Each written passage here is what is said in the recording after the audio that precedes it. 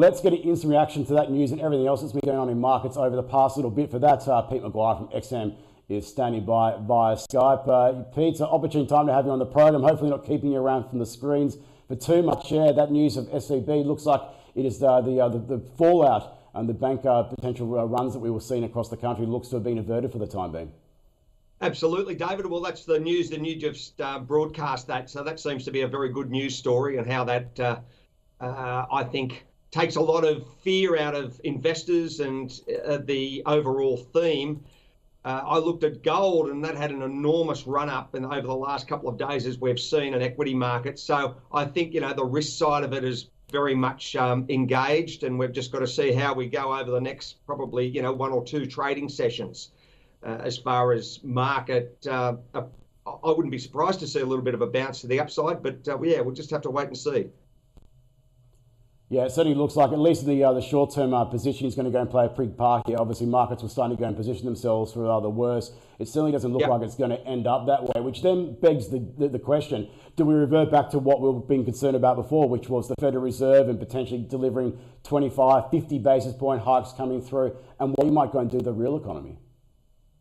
Well, I tell you what, probably that's still, to work through, and we have to understand also NFP on Friday night was fairly strong at 311,000 jobs added for February. So that was a good sign. Wages cooled, as we know. But yes, David, we sit here and obviously the Fed's got their agenda, and we'll just have to, we're only pawns in this game and see how they play over the next couple of months. But the SVP matter certainly would shake the Fed and shake I suppose many financial institutions globally to have a look at, really close optic on their risk profiles. And the next part forward is, where central banks play globally. So, it's going to be an interesting lead up to Easter, David. Yeah, absolutely. Well, excluding the short-term noise that we're seeing at the moment, what are some of the markets and what are the other things that you're looking at this point in time to help guide you when it comes to your trading decisions? Well, I think, you've got to keep an eye very closely on where US dollar index plays. We've seen massive volatility across the currency complex in the last, week or two.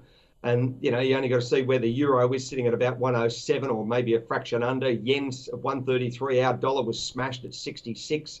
So you've seen big moves. You've seen wipeouts across energy complex, oil, and that's had a really nice push down. Gold up. And so there's a couple of examples there. Base metals didn't move too much in the last couple of days.